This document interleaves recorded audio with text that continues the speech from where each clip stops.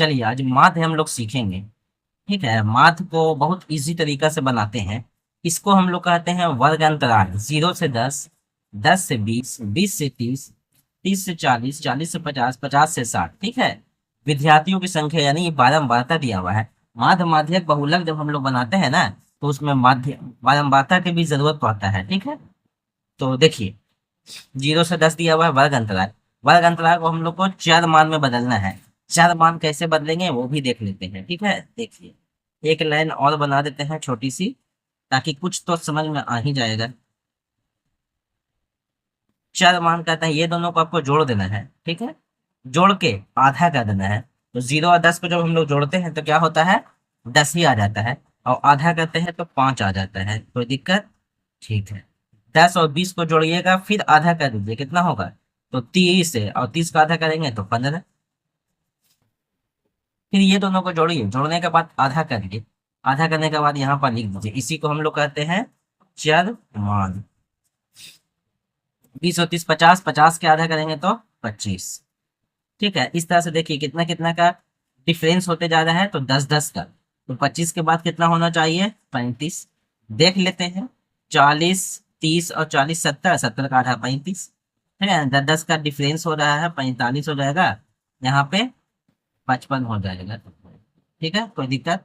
देख लीजिए 50 50 100, 100 110, 110 का आधा 55 ही होता है। अब एक फार्मूला आपके पास है सिग्मा माध्य का। माध्य का formula sigma F into x बटा सिग्मा एफ। इसको हम लोग सिग्मा कहते हैं। ठीक है, याद रखिएगा सिग्मा। सिग्मा का मतलब होता है जोड़ना, यानी टोटल कह देना है।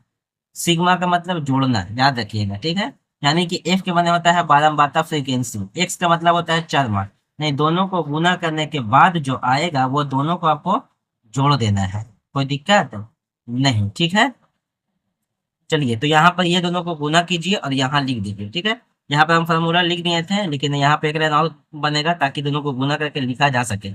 12 5 60। ठीक है, यहाँ से फिर गुना करिए आपको। आप लोग बात समझ में आ रहा है? गुना करना है, गुना कर करके क्या करना है आप लोग को, लिख देना है। तो 18 गुने 12 कितना होगा? 18 गुने 15। 18 गुने कितना है? 15। तो 270। उसके बाद 25 गुने 27 करना है। क्या करना है? 25 गुने 27।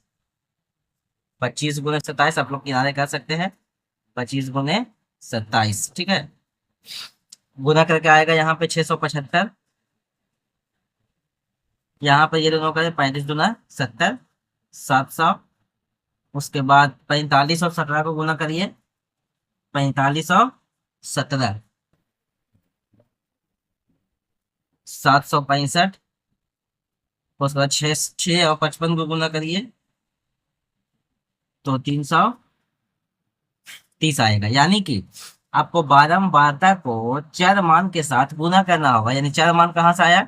दोनों को जोड़ के आधा करें तो उसी को चर मान कहेंगे। दोनों को जोड़ के आधा करने के बाद जो मान आता है उसी को चर मान कहते हैं। और ये जो है बारंबारता, यही बारंबारता है। ठीक है, इसको इससे गुना करेंगे। बारंबारता क्या होता है जानना हो तो कमेंट करिए, बताएंगे कि बारंबारता क्या होता है, कैसे आता है। ठीक है, अभी तो आप लोगों को सिर्फ मैथ सीखना है, तो मैथ हम आपको सिखा दे रहे हैं। ठीक है, यहाँ पे एक लाइन आपको और इस तरह से खींच देना है, उसके बाद फार्मूला को नीचे लिखना है। ठीक, वैसे हम फार्मूला सब लिख दिए हैं ताकि आप लोगों को ध्यान रहे। माध्य बराबर चर मान गुने बारंबारता, यानी कि गुना करके या चर मान गुने बारंबारता गुना की आ गया। अब करना क्या है? कुछ नहीं, देखिए लिखा हुआ है कुल योग, यानी सभी को आपको जोड़ देना है। क्या करना है? सभी को जोड़ देना है। जोड़ के उसके बाद कुल बारंबारता भी करना है, यानी माध्य बराबर सभी को जोड़ना है। यहाँ पे है ना, आप लोग फार्मूला ये लिखिए चाहे ये लिखिए, दोनों में से कोई एक फार्मूला लिखिएगा, दोनों नहीं लिखिए। ठीक है, चलिए यहाँ पर ये सबको जब जोड़ते हैं तो 2800 आ जाता है। ठीक, अब यहाँ पे बारंबारता जो है इसको जोड़ दे, इसको जोड़ने के बाद नीचे लिख देना है, और जो काट कर आंसर आएगा वही आंसर हो गया। ठीक है, तो 6 20 से और 6 6 12 13 13 7 20, 20 और 28 29 पे 0, 5 0 3 100। ठीक है, इसको आया जोड़ने पे 100, यहाँ 2800। तो 2 0 से 2 0 कट गया, और कुल मिला के यहाँ पे आंसर आपका 28 आ गया। आया बात समझ में? तो उम्मीद करते हैं कि मात्र अच्छा से समझ में आ गया होगा।